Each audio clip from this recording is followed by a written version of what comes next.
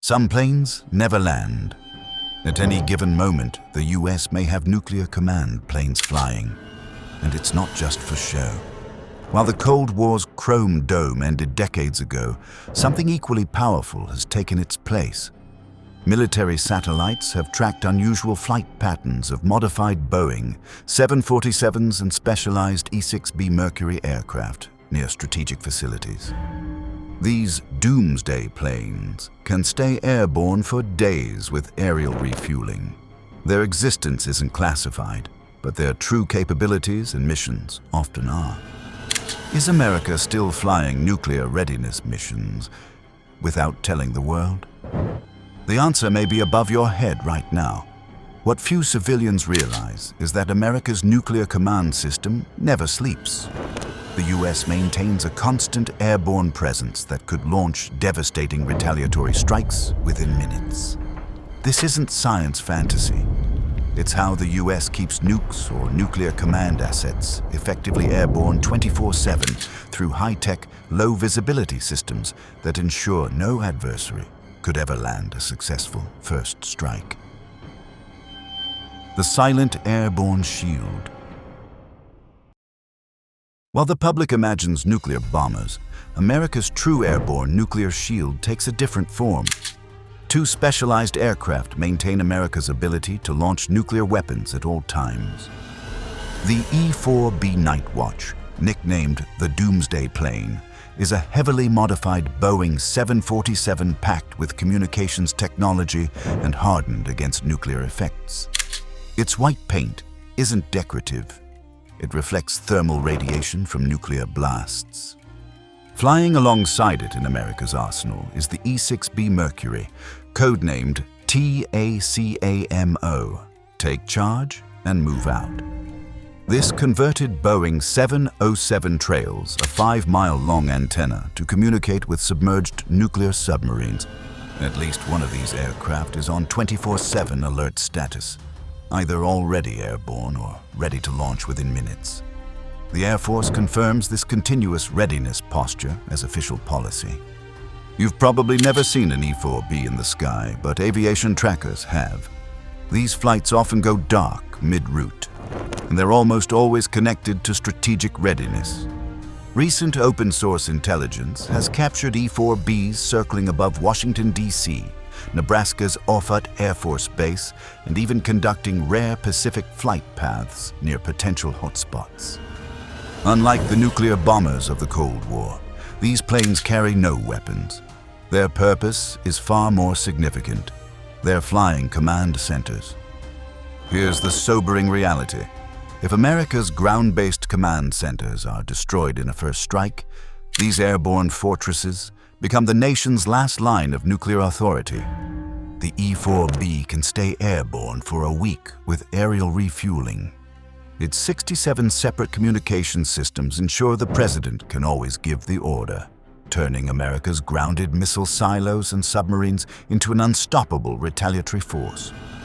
In the most nightmarish scenario imaginable, these planes become America's government in the sky, directing nuclear war while civilization burns below. Chrome Dome 2.0. Could a modern version of Chrome Dome be operating right now, hidden in plain sight? The evidence suggests something very similar might be underway. Since 2018, the Pentagon has dramatically increased what they call Bomber Task Force missions. B-52s and B-2 stealth bombers regularly fly near Russian and Chinese airspace, officially labeled as training exercises. Aviation enthusiasts have tracked these flights with unusual frequency along similar routes once used during Chrome Dome. The pattern is unmistakable. Defense Department budget documents contain curious line items. One category, Strategic Airborne Global Mobility Initiatives, received over $2 billion since 2020 without detailed public explanation. Military analysts note these flights follow predictable patterns. They approach adversary territories, maintain holding patterns just outside sovereign airspace, and practice standoff weapon launch procedures. While officially these bombers carry conventional weapons during peacetime, they're certified for nuclear payloads. The infrastructure to quickly arm them remains intact at bases like Minot, Barksdale, and Whiteman. And this is just scratching the surface.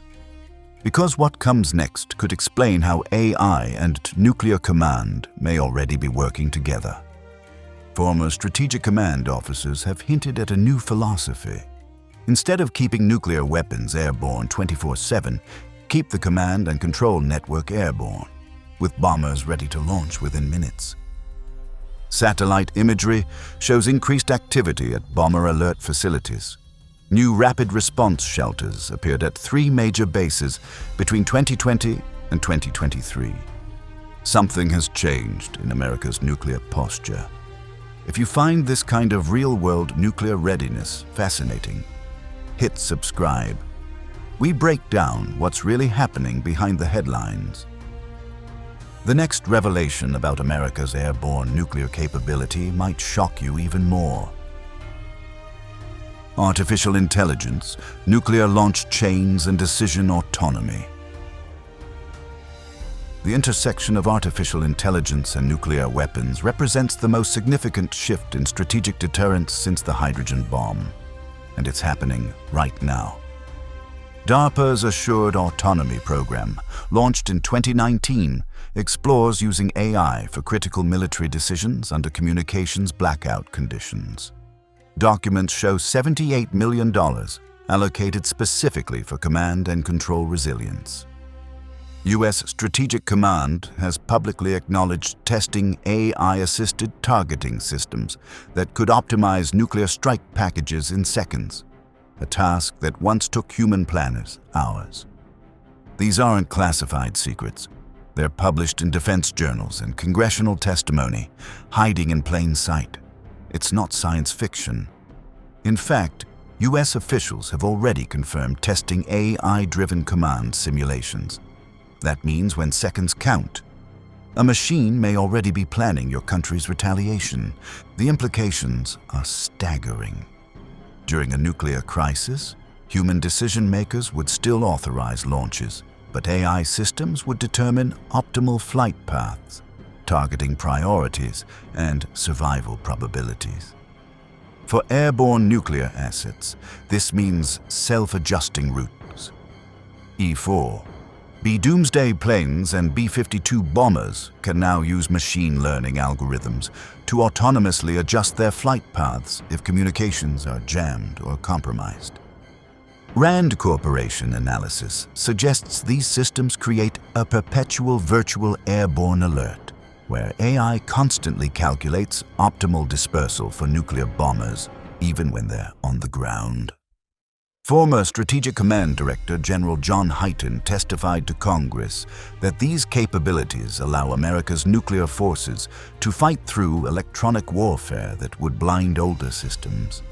But if that sounds extreme, wait until you see what the U.S. built into the civilian airspace to make sure its subs still get the message. The Navy's most closely guarded communications system literally spans the entire planet, ensuring that even if Washington, D.C. vanishes in nuclear fire, America's submarines will receive their final orders. Nuclear signals in civilian skies.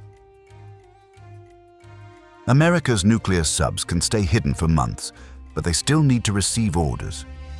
This creates a paradox. How do you communicate with a vessel designed to be undetectable? The answer flies over American cities daily. E-6B Mercury aircraft, disguised as ordinary military transports, broadcast very low-frequency signals that penetrate hundreds of feet of seawater to reach submerged submarines. Aviation trackers have documented these Takamo flights following predictable patterns across the continental United States. Their mission never stops, not for holidays, weather, or even during peacetime. You might have seen one of these planes and thought it was just a military transport, but those long antenna wires, they're talking to nuclear submarines thousands of miles away, right through the planet. What's remarkable is that satellites can't perform this function. The physics of VLF transmission requires these specialized aircraft to literally drag a 5-mile wire antenna behind them, creating an electromagnetic field powerful enough to reach the ocean depths. The Navy maintains a continuous rotation of these flights to ensure uninterrupted communication with America's nuclear submarine fleet. Any gap in coverage could potentially blind a submarine to launch orders. These transmissions are encrypted using systems so classified that even their names remain secret. But their existence is hiding in plain sight, documented by the Federal Aviation Administration as military training routes. Former submarine officers confirm these signals arrive as distinctive electronic pings that submariners monitor around the clock. They represent America's ultimate insurance policy against a decapitation strike. The message is clear. Even if Washington disappears in nuclear fire, these airborne transmitters will deliver the final launch command to submarines carrying over 1,000 nuclear warheads. So what happens when the president can't respond and the football is out of reach? The designated survivor system and fail-safes. America's nuclear command system assumes the worst, that Washington, D.C. might vanish in a blinding flash with no warning. What happens then? The answer lies in the Presidential Succession Act and classified continuity of government protocols. In a nuclear crisis, key officials disperse to separate locations. No single strike can eliminate the entire chain of command. E-4B Night Watch aircraft act as mobile White Houses, complete with secure communications and emergency broadcast capabilities. But what few realize is that command authority can be pre-delegated to officials aboard these aircraft. The nuclear football, that infamous briefcase containing launch codes, isn't just one case. Multiple identical footballs exist, assigned to different officials in the line of succession. We're talking about a system so hardened that it assumes Washington is gone. The people flying high above might be the last line between retaliation or silence. Documents declassified from the Cold War reveal a shocking truth. In certain scenarios, pre-designated officials can authorize nuclear strikes if the president is unreachable. This system, called devolution of command, remains active today. Former Defense Secretary James Schlesinger confirmed that emergency action protocols exist for scenarios where presidential authorization cannot be obtained. These measures ensure America's deterrent remains credible even after a decapitation strike. The most controversial speculation involves pre-programmed response options. Some analysts believe certain retaliatory packages could be activated automatically if specific conditions are met, like simultaneous loss of contact with all terrestrial command posts. Military exercises like Global Lightning regularly practice these scenarios. Participants include not just military personnel, but civilian cabinet officials who might suddenly become responsible for nuclear launch decisions. One former E-4B crew member described their mission bluntly: "We're the backup plan for civilization's darkest hour." Rapid response. Bomber launch drills. The term elephant walk might sound playful, but it represents one of the most intimidating displays of American nuclear power. Military bases occasionally stage these massive formations where dozens of bombers taxi in sequence, preparing for synchronized takeoff. These aren't ceremonial parades. They're deadly serious rehearsals for nuclear war scenarios where bombers must evacuate bases before incoming missiles arrive. Recent elephant walks at Minot and Barksdale Air Force bases featured 16 to 20 B-52s launching within minutes. Each of these bombers can carry up to 20 nuclear-tipped cruise missiles, enough firepower in a single formation to devastate an entire continent. The Air Force times these drills meticulously. Classified standards require crews to move from peacetime readiness to fully armed takeoff in under an hour. Some units train to launch in as little as 15 minutes. What's remarkable is the transformation speed. A B-52 sitting peacefully on the tarmac can be armed, crewed, and airborne with enough nuclear firepower to destroy 20 major cities faster than most people commute to work. Former Strategic Air Command officers confirm these procedures haven't changed substantially since the Cold War. The muscle memory remains intact. Crews train continuously for rapid nuclear mobilization. The aircraft weapons loading teams practice under extraordinary pressure.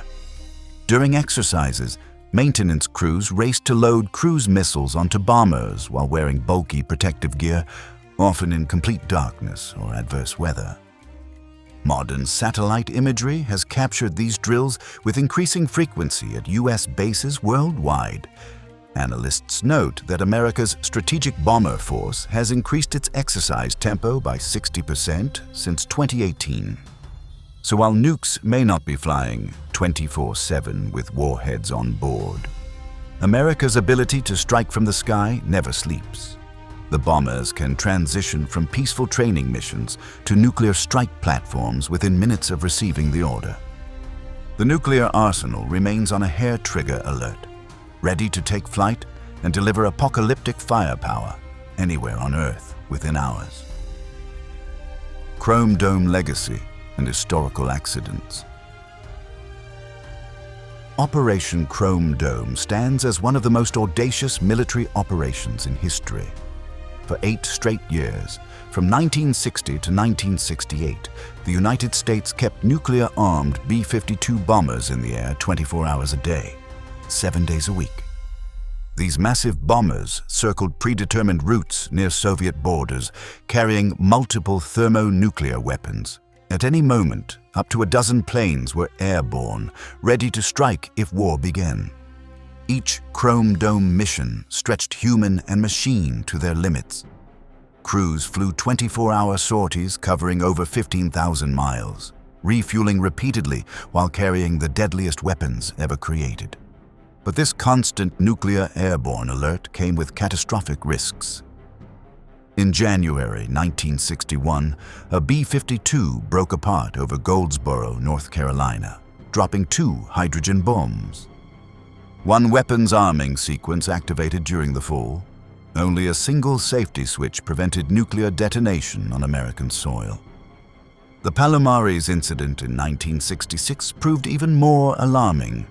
A B-52 collided with its refueling tanker over Spain, releasing 4 hydrogen bombs.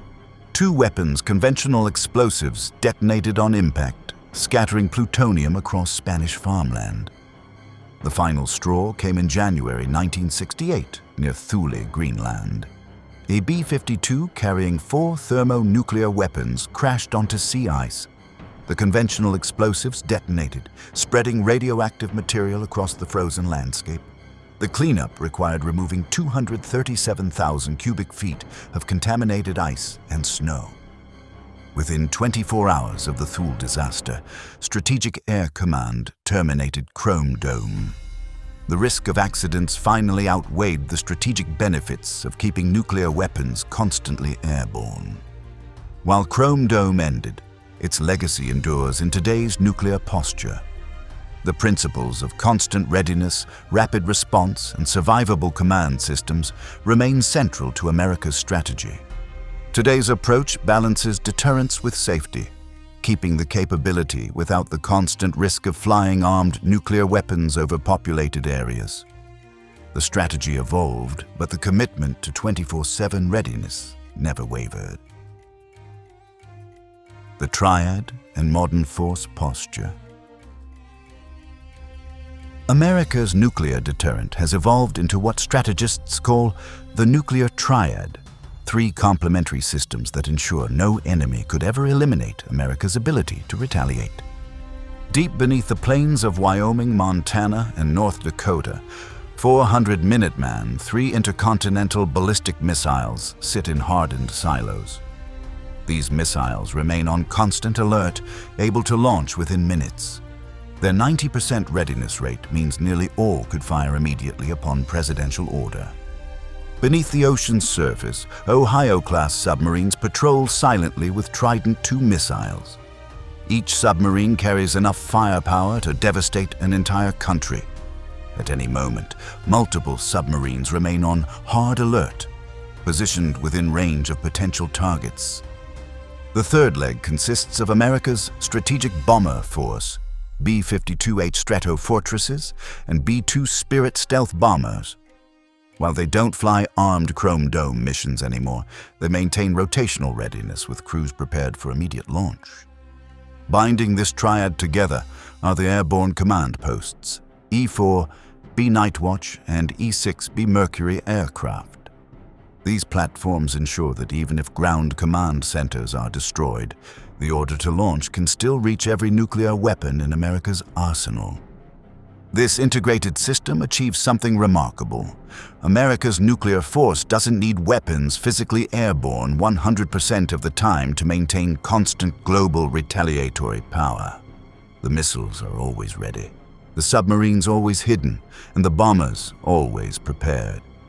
Military planners call this effective continuous alert, a system where some component is always ready to respond, regardless of the time, circumstances, or initial damage from an enemy strike. The Department of Defense confirms this approach provides 24/7 deterrence to prevent catastrophic actions by adversaries without the risks of constantly flying armed nuclear weapons. Modern satellite surveillance, early warning systems, and hardened communications networks make this distributed approach more effective than Chrome Dome ever was, with substantially less risk of accidents. So, are nukes still airborne? Not exactly the way they used to be. But if you zoom out, America never really landed. The nuclear enterprise became smarter, safer, and more resilient. Instead of keeping bombs physically in the air, America now maintains a web of alert forces, command aircraft, and communication systems that never sleep. Every second of every day, submarine crews monitor their launch consoles. Missile combat crews sit underground in launch control centers. Bomber pilots remain minutes from their aircraft, and command planes stand ready to take flight. Even in peace, the system is designed to be one heartbeat from launch and one step ahead of collapse. This invisible shield operates continuously above our heads, whether we notice it or not. What's most remarkable isn't the technology, it's the human element. Thousands of military personnel maintain this system with perfect reliability year after year, knowing they serve a purpose they hope never activates. If this blew your mind, hit subscribe. In the next one, we'll show you the one place in America that may actually survive a nuclear strike.